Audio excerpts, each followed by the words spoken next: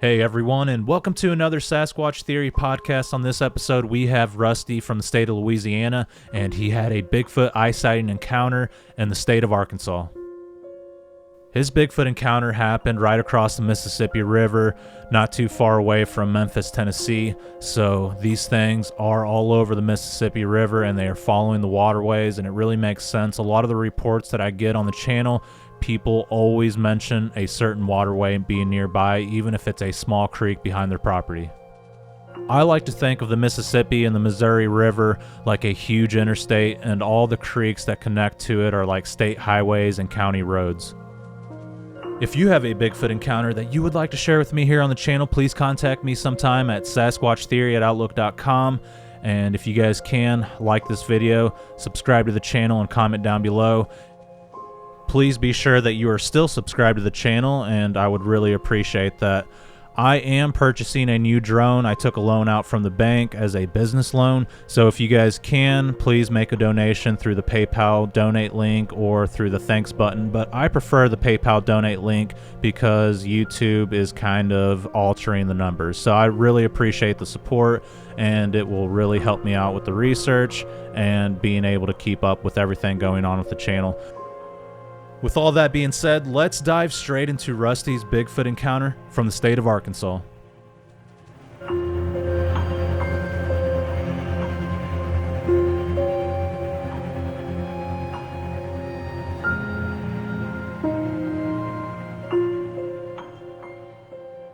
Rusty, welcome to Sasquatch Theory. How are you doing today, sir? I'm good. Thank you very much for having me. Yeah, absolutely. It's a pleasure to have you on the show, Rusty. If you would, tell me a little bit about yourself, where you're from, and your Bigfoot encounters and experiences from the very beginning, please. Sure. I am a now retired cancer surgeon, actually, and grew up in the area of Memphis, Tennessee. And my encounter actually was in Arkansas, just across the Mississippi River from Memphis. Although I've lived in New Orleans, Louisiana for many years since then. But this actually took place in eastern Arkansas, just across the river from Memphis.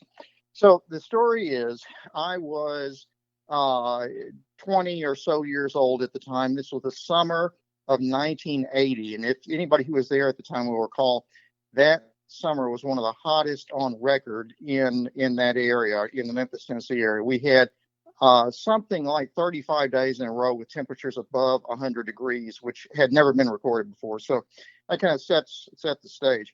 I was working that summer. I was in college, and that summer I was working as a lifeguard at a small lake in eastern Arkansas, just across the river from Mississippi, across the Mississippi River from Memphis, about a 40-minute drive from Memphis or so. And this was a small natural lake that was an old run of the Mississippi River, where it changed its course and left the lake behind. People would swim or fish or picnic or camp and that sort of thing. So it's sort of a little mini resort. Anyway, I worked as a lifeguard at the resort with another guy who was a buddy of mine from college.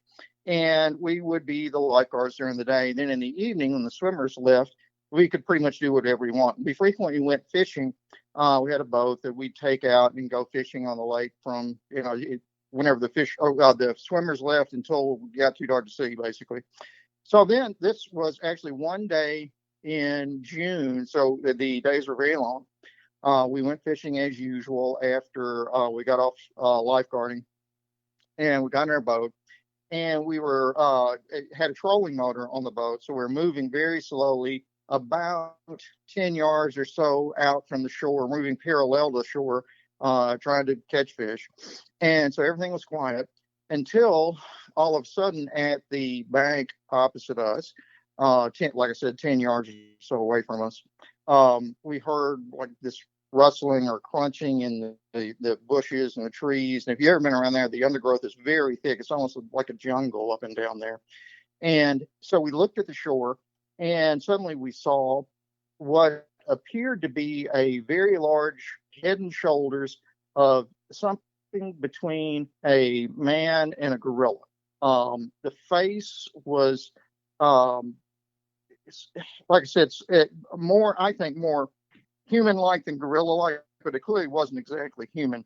It was very big, although we could only really see it from about chest up, I guess, because of the underbrush. It was like standing behind the brush, so it peeked up and over the brush, so we could see its head and shoulders and chest.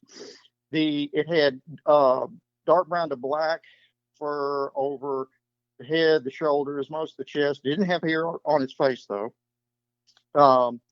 It looked at us at that point when it realized we were there. Looked at us, and we looked at it for maybe 10 seconds or so, something like that. It seemed like a lot longer at the time, but about 10 seconds or so. And we didn't say anything. It didn't make any sounds, at least vocal sounds. And then it turned and ran away up into the brush, and we heard it for another maybe 20, 30 seconds running away, and never saw it again. We did not hear anything we would call a vocalization from it, only the noise of it, running away. We didn't smell anything. At that point, he and I quickly left the area, went back. We had a cabin like further down the lake. So we quickly left there in the boat, went down to the cabin, locked ourselves in the cabin, loaded all the guns because we didn't know exactly what to do. And we were pretty scared. Any rate, we did not hear or see anything else that evening or ever again after that at that location. We talked about it a lot in detail that night.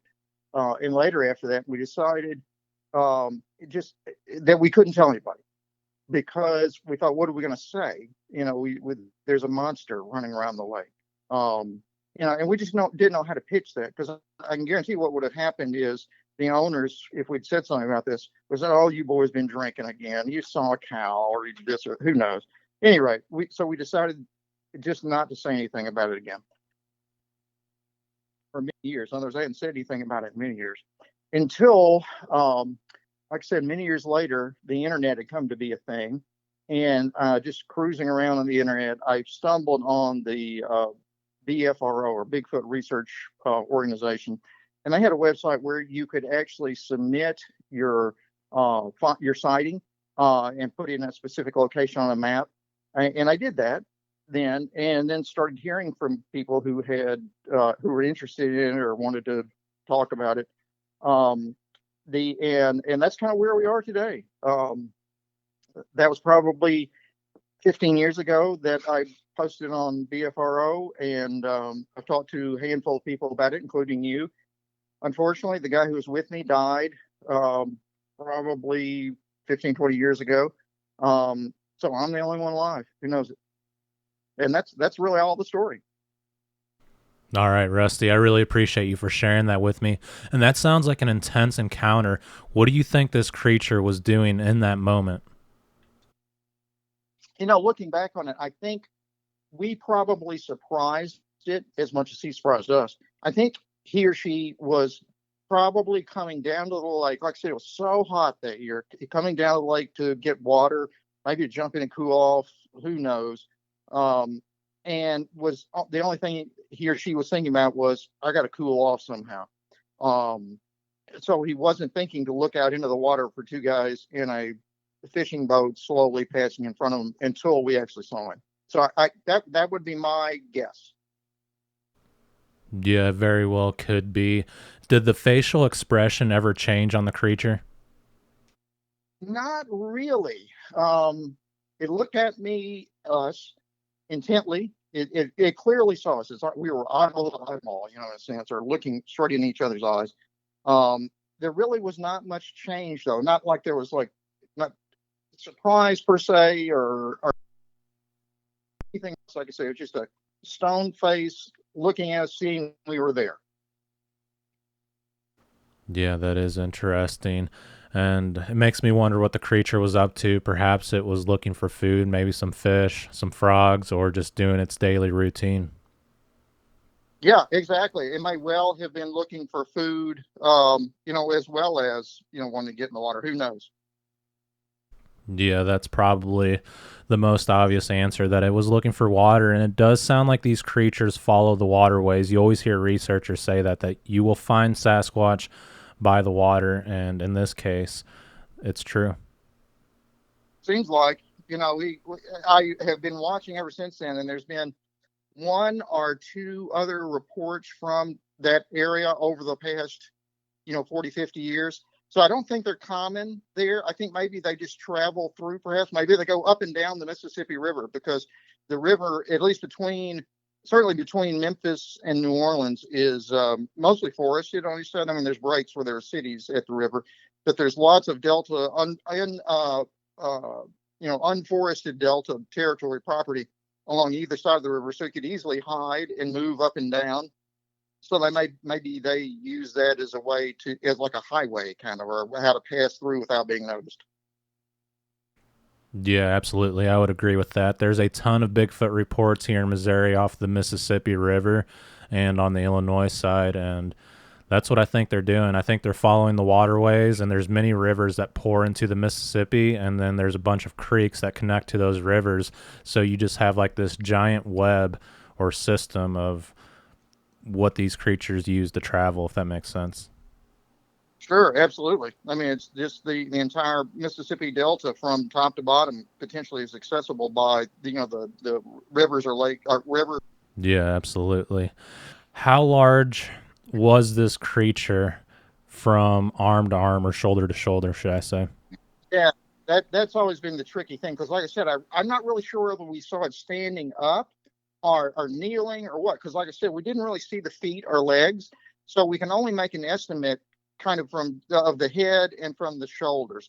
The shoulders clearly were much larger than myself or my friend. Probably, it's hard to estimate that. And I've thought this many times. How big do I think it was? How big are my shoulders? I don't even know how big across my shoulders are. I would say it was easily double the width of an average man's shoulders, and the head was proportionate to that. I couldn't really say that I saw much of a neck, because the black hair was kind of dangling down. So it was, even if he had one, he might not have been able to see it because there's so much hair in the way. Yeah, that makes sense. We'll just go with 3 feet plus, and it could have been bigger, it could have been smaller. Do you think this was an adult creature, a juvenile? What would you say? It was, yeah, it was my guess that it was an adult. I don't know that I can really point to much objective, information to prove that, other than just looking in the face. It was kind of wrinkled. It was kind of, like I said, kind of stone faced. It just struck me as an adult. Whether that's true or not, that was the impression I had. Yeah, that makes sense. And can you describe what the face looked like? Did it have like a conical shaped head? Was it round like a football helmet? And what other details can you Yes, remember? sure. The head was more round, kind of like a football helmet, as you say. In other words, I did not see the kind of conical shape that some people report from that, are in gorillas. So, which is why I say it's somewhere between. It looked like something between an ape and a man, but maybe, in some places it looked more like a man, some places more like an ape. So, like, if you looked at the nose, for example, and the mouth, I would have said that was more like a gorilla or an ape. It had would appear to be grimacing type lips, if you can imagine what I mean. Where they can move their lips very aggressively. Although they really didn't do that with me. It just kind of looked that way. The nose was very broad, and the nostrils were up flared like a ape would be. The eyes were pretty much proportional to the rest of the face, and were probably, there was nothing distinctive, I guess, about the eyes. They seemed dark. Um, what else? I said the skin was dark itself. Maybe not as dark as the hair, but kind of a dull gray black. And what else? That's pretty much it. So, like I said, I guess the best way to summarize it, it's somewhere between some ape-like features, but some human-like features. Yeah, that makes sense. And what color did you say the creature was? I think the skin, which you could only really see, at least I could only really see on the face, was sort of a dull gray to black, almost even maybe with a little silver tinge to it. Okay, that gives me a better idea of what this creature looked like. How fast was this creature whenever it took off? But it was real quick turning around, but it wouldn't have taken, more than a second or two, even for a human, because the brush is so thick there. As soon as you turn away, it was gone. I mean, or we couldn't see it anymore. We could hear it, and you could hear it stamping through the brush and the trees and stuff. So we heard it for another, like I said, 20, 30 seconds maybe.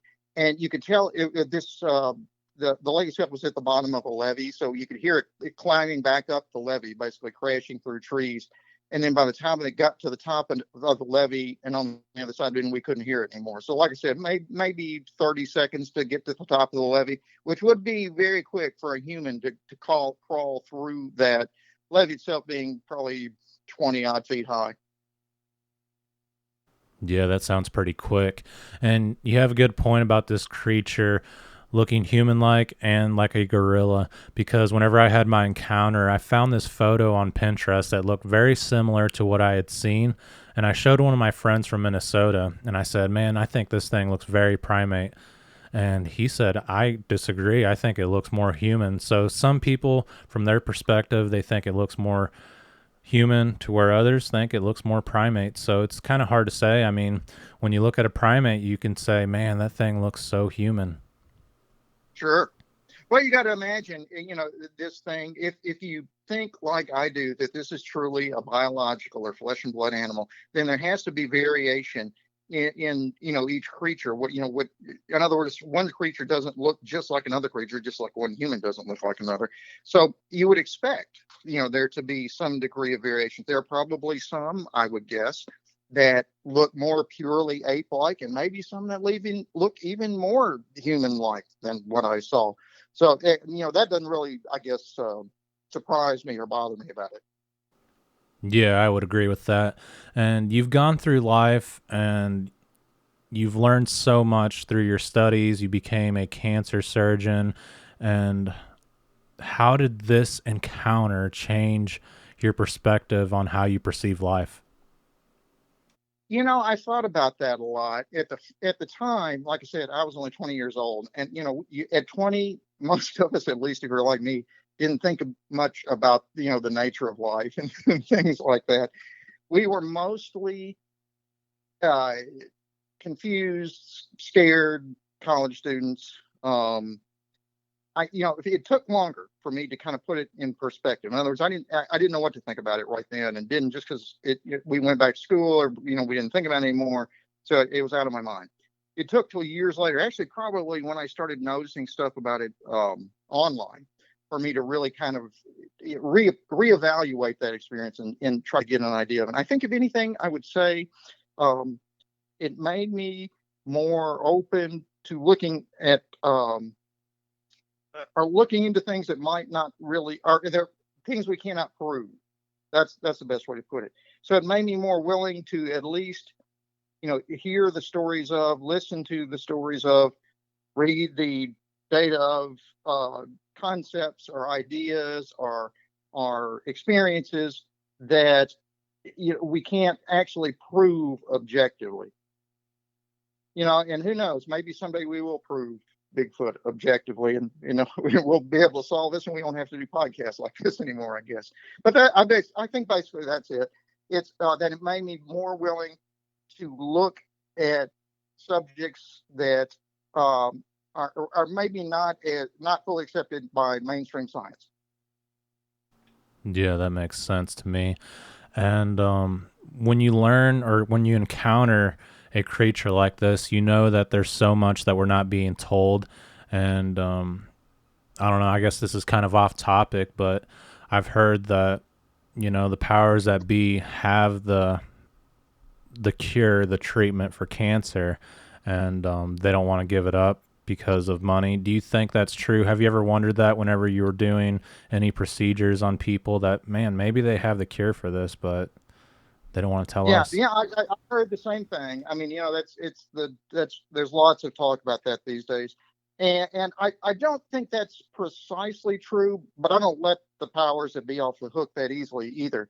I tell you what I think is that the quote powers that be, and I think in terms of, particularly in terms of cancer, the powers that be, honestly, are the pharmaceutical companies, because they currently are putting the vast majority of funding into cancer research, much more than, for example, the National Cancer Institute or any other, federal or nonprofit organization. So as a result, the drugs that they develop are going to the reason they're developing those drugs is not to cure cancer per se, or even to help cancer. It's to make the pharmaceutical company money. And that's just the nature of the beast. The pharmaceutical companies are for-profit businesses, a capitalist society. Their number one goal to their shareholders, or responsibility to their shareholders, is to make money. It's not to the general public to cure them of cancer. That's what they give lip service to doing, but that's not really what they're doing. Hopefully, there's enough integrity among enough of us humans left on the planet that that they won't sell out completely. But there's no doubt in my mind that the quote powers that be are less honest than they would like us to believe. Oh, yeah, absolutely. There's several times in my life where I've had to take medication for something, and it never fixed the problem. It just put a Band-Aid over it, and it's like, man, this thing has 10 side effects. I'm trying to fix one problem, and I'm experiencing 4 or 5 other things. What do I do? And it does seem like it's just something that they have to make money, and it's sad. But yeah, I agree with you that the pharmaceutical companies are making money off of this. Corporations are making money, and I think that's the main answer to what's going on with all these hidden secrets, whether it's Bigfoot, UFOs, I mean, whatever it may be. I mean, I truly feel like if a scientist wanted to prove the paranormal, they could easily do it, but I think it's just something they can't control, and it's not something that you can have like this controlled experiment and it's going to happen. But I do believe that, let's say you got 5 scientists to go into this controlled building and they played with Ouija boards and did all these things and documented everything. I think they would have things happen. Maybe not in that moment, but probably when they went home or throughout their life. And it's just like something you can't prove, but at the same time, I think it's possible. Yeah. I've had a very similar discussion of that with Dr. Jeff Meldrum. He may have heard of. He's all over the map on Bigfoot. He's actually a professor of anthropology at Idaho State in Pocatello, Idaho. And I went up there a couple of years ago and talked to him in his lab about various things, including obviously lots of Bigfoot related stuff. And I kind of asked him that question, if you got it together or if you had enough funding, so if the NCI or NIH or whoever took it seriously and really wanted to fund Bigfoot research in the way that they do, other things, do you think we could make a difference? And he was unsure. To his credit, he did not say, "Oh yeah, absolutely, we can do this." He says if it exists, it's a very elusive, relatively intelligent, and relatively uncommon animal. In other words, there's not that many of them. They know pretty well how to hide, and they hide in places that humans don't really like to go that much.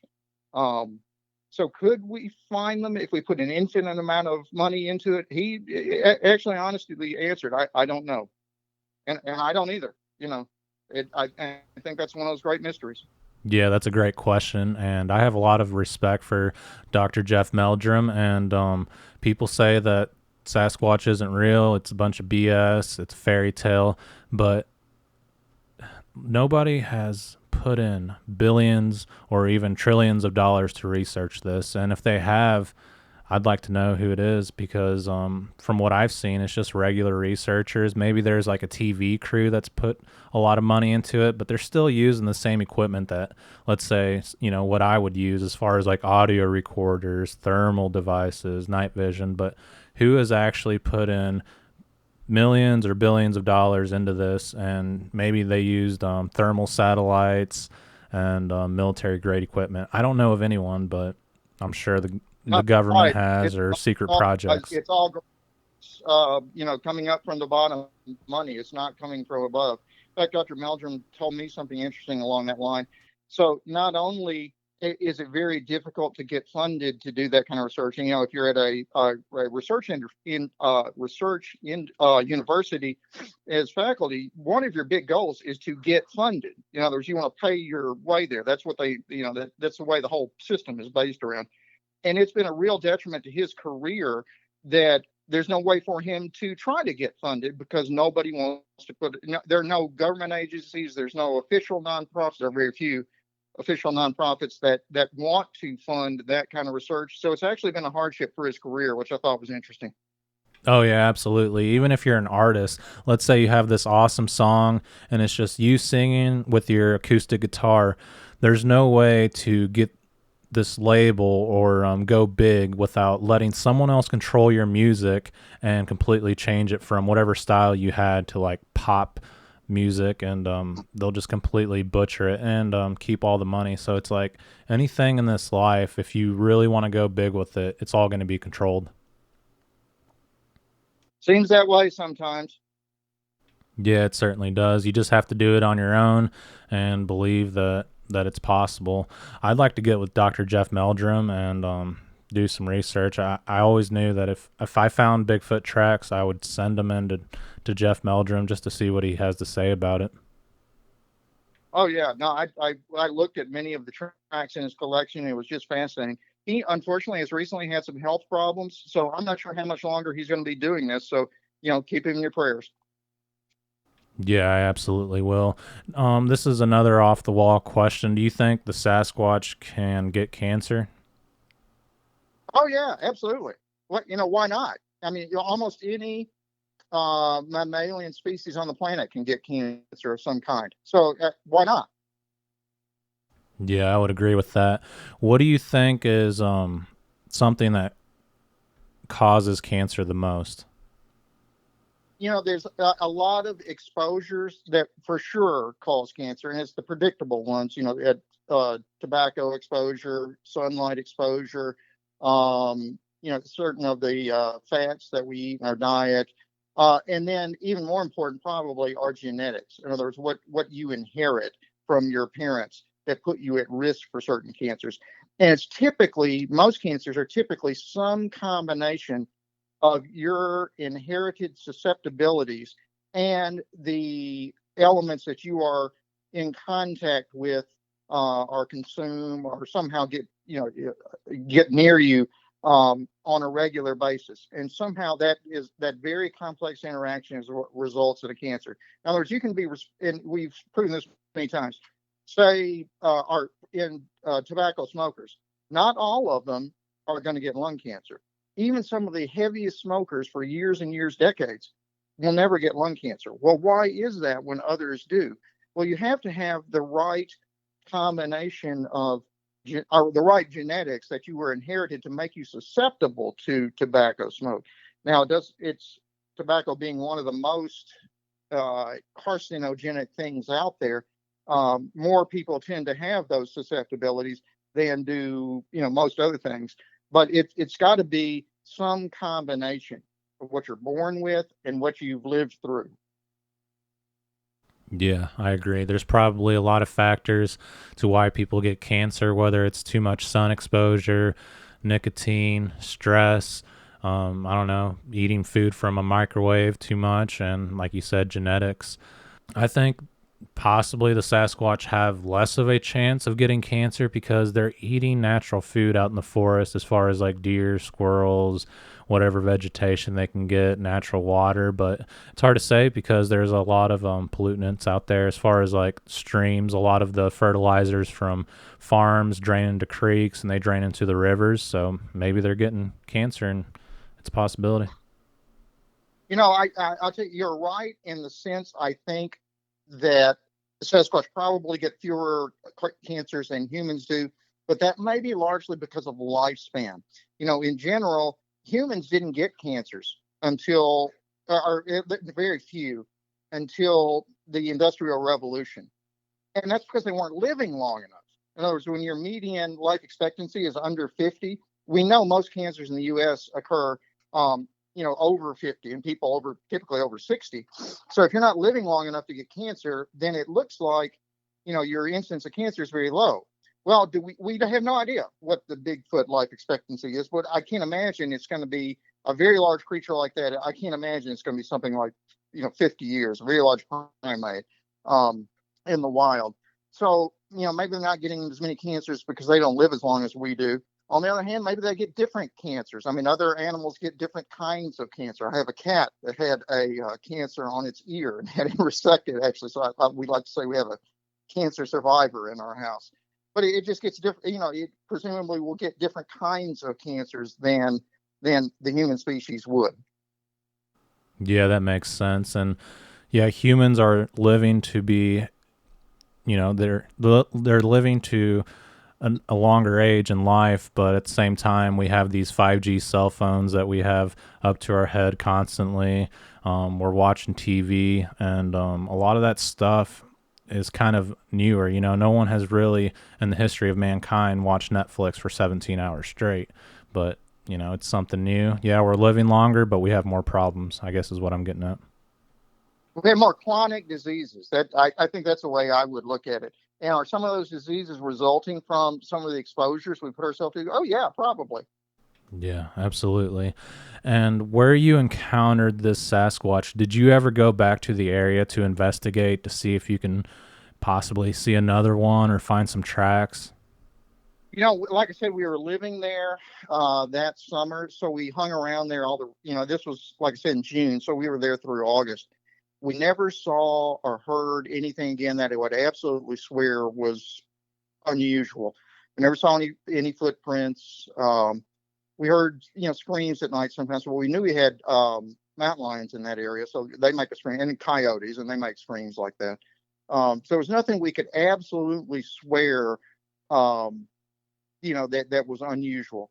Since then, I've only driven by a handful of times. The ownership of the property changed hands, and now I don't even know who owns it. The family that owned it when I was there is long gone. So I don't even have any access to it anymore. Okay. Yeah, I appreciate your honesty. And have you ever encountered anything paranormal in your life? I mean, during that time frame that you seen the Sasquatch, or maybe whenever you were doing a procedure, have you ever experienced anything unusual that you can't explain?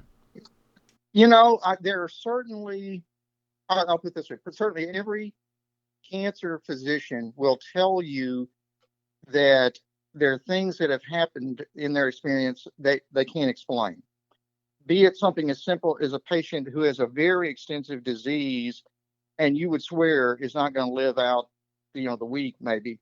And then 10 years later, they're alive and well.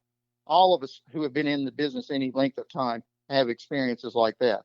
I think that's as worthy of being called paranormal as anything. I have no idea why, something with a person with a widely metastatic cancer who appears to be on their deathbed suddenly has it go away and stay away when we really did nothing that made any difference. So, in my mind, that's paranormal in and of itself. Now, having said that, we have a history, I guess, in that, like I said, we lived have lived in New Orleans, Louisiana for many years. We owned a big house in uptown New Orleans that was built in 1880 by a retired Confederate general. And the general has been reported to be seen in the house. All of myself and my family have never seen it. We were watching, but then I don't know whether the general moved on after a while or maybe we were boring to him. He just left. I don't know. But that was a story about our house. Yeah, that's terrifying to know that. And whenever you were doing these procedures, your line of work, how did you combat the stress? Like, did it ever get to you seeing these people that were somewhat hopeless and going downhill rapidly? Oh yeah, all the time. That's one of the things that we work on with our trainees constantly is how to how to keep yourself from being affected by that. And one of the ways we do that is we actually tell our trainees that you have to maintain some kind of professional distance from the patient, even in people who you really like. You're attracted to them as you would be somebody on the street. Just a nice person, and you'd like to be nice to them.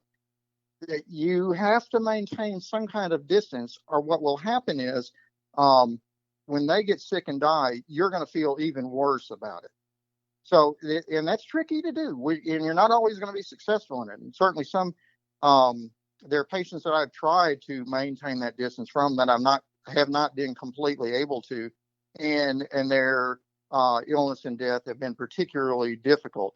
But that's one of the things we teach is to help young physicians try to manage those circumstances, and not all of them can do it. There are a lot of physicians who simply won't do oncology because they don't want to put themselves in that situation. So hopefully it's sort of a self-selective thing also.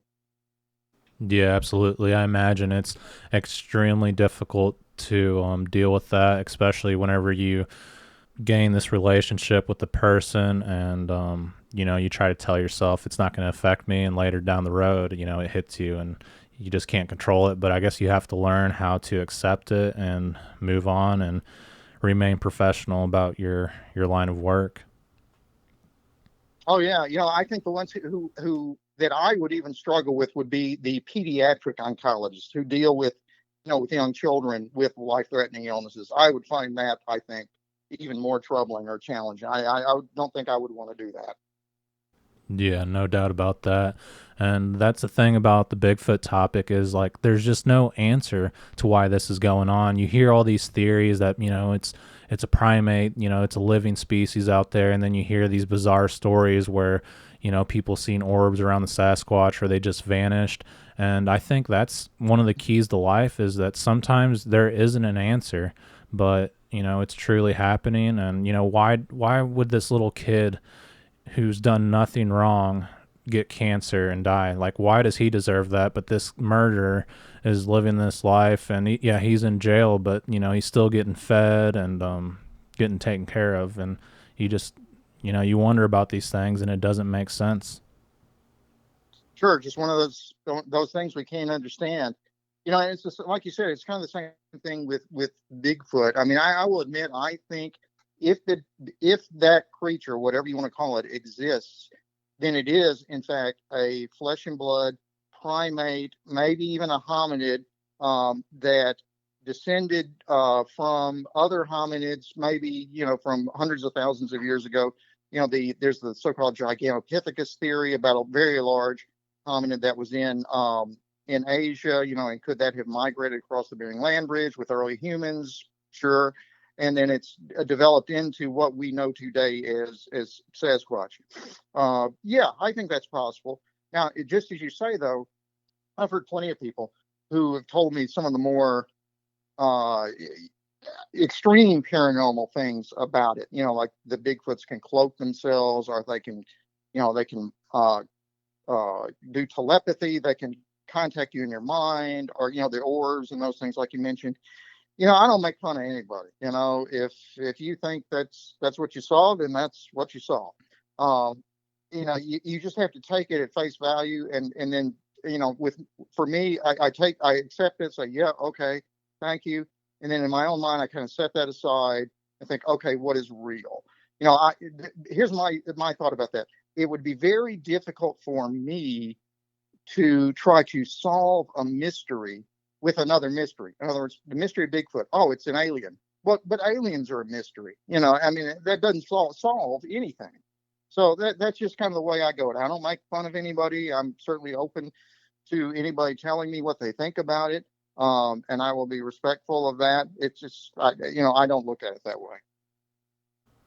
Yeah, I agree, and I guess anything is possible.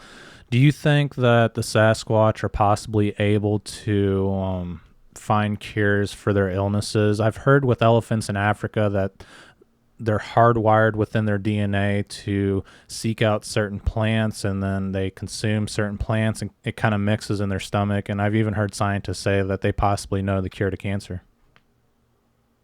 I think it's possible. And I've heard variations on that, scattered around for many years. And why not? If a creature learns way back in its evolutionary past that if you eat this plant, that it'll make you feel better, basically. And then that becomes a part of their both first their oral tradition and then eventually their genetic tradition. Sure, that's possible. I don't know that I would say I know of any specific instances of it now, but it certainly seems theoretically possible. Yeah, anything is possible. What do you think is the main reason that we're not being told about Bigfoot? Hmm. I here's what I will say about that. I do think most law enforcement agencies that have been involved with the phenomena are are genuine in their simple disdain. I think most of them don't really have any secret knowledge. If you talk to the uh, sheriff of your county, and then somebody comes up to him and claims he's seen a Bigfoot. The sheriff's a guy you've known for 20 years. He's very stable, good guy. He has no motivation in trying to maintain some great conspiracy. I think most of the law enforcement are like that. They don't really have any. They're not trying to hide any secrets. They just don't. They just hold the whole topic in disdain, in a sense. They don't want to hear about it because they think it's silly, and that's that. Now, are there some cases of potentially government or other agencies that know more than that? I think I have to say that's possible. We found out a lot of things we didn't know about the government in the last few years anyway, not necessarily Bigfoot, but that things that the government is doing that we don't necessarily know about. So again, I think it's theoretically possible. I don't think the majority of law enforcement people are quote in on it. I think most of them just look down their nose kind of at the whole phenomenon and just kind of get a laugh out of it. Yeah, I agree. And I've even interviewed sheriffs who have encountered these creatures, and it's really changed them. And there's not really much you can do. I mean, you can't go to the chief or whoever's in charge, the supervisor, and push it. I mean, it's something that you Right. saw and it's unexplained, and you have to move on to the next case. That's exactly right. That's why, you think about Jeff Meldrum. Why has he been stuck in his, he is at his academic profile for so long? It's because he's willing to say those things to the boss, who probably doesn't have any stake in the game, but just thinks it's kind of silly. It's, we really don't want to mess with that here. So it can be a detriment, to speak to authorities about it. I can see certainly why people would not want to. Yeah, absolutely. I mean, I think it's worth studying. There's so many people that have encountered these creatures. There's been tracks that have been found, unknown hair samples, DNA, and strange videos. I think it's worth a shot if some scientists wanted to get together and possibly find the funding. I think it'd be worth it. But then again, there's the risk of spending your entire career and not finding anything. There's a lot of researchers out there that have dedicated their life to Bigfoot and just never seen one. And I've heard it several times that I've spent my entire life looking for Bigfoot and I just never seen it. Oh yeah, no, I get it, and that would be frustrating. I think the answer in terms of funding, it's going to have to come from the private sector. There have been a handful of individuals over the year who were wealthy enough to be able to fund, big expensive expeditions of various kinds. And I think that's the only way it's really going to be, that we're really ever going to get any significant funding for for the Sasquatch area of research. Yeah, I agree. I mean, as far as getting a group together that has thermal satellite cameras and military equipment, I don't think that's going to happen. And even things that happen in the military, they're told to keep quiet about it, even if it's something that's not that huge of a deal. They're just not allowed to talk about it. And if you're in the military, you kind of see that they control you, and you don't really have any control over your own independence. So that's just how it is. Yeah, and I think that's that contributes to the reticence of many people, including myself to some degree, to try to bring the tales forward or the experiences forward that they've had. Yeah, that's certainly all we can do, and we can just try to learn from each other and try to obtain a bigger picture. Yeah, I think that pretty well answers most of my questions, Rusty, and I really appreciate you for being a guest on the channel and for taking the time to talk about your Bigfoot encounter. And I believe you. I believe that you encountered this creature, and it's just always going to remain a mystery until it's not. Oh, absolutely. Well, listen, I appreciate it very much, and it's been a pleasure to be on with you. Thank you so much. Yeah, thank you so much. And if you ever encounter anything else in the future, feel free to reach back out to me. You bet, I will. You take care. All right, you have an excellent day.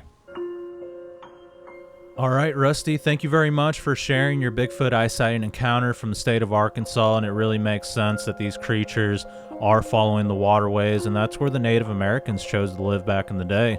So it makes sense why the Sasquatch creatures are found around water, and Doug Hijack calls them water apes, and I believe that is true because all life needs water.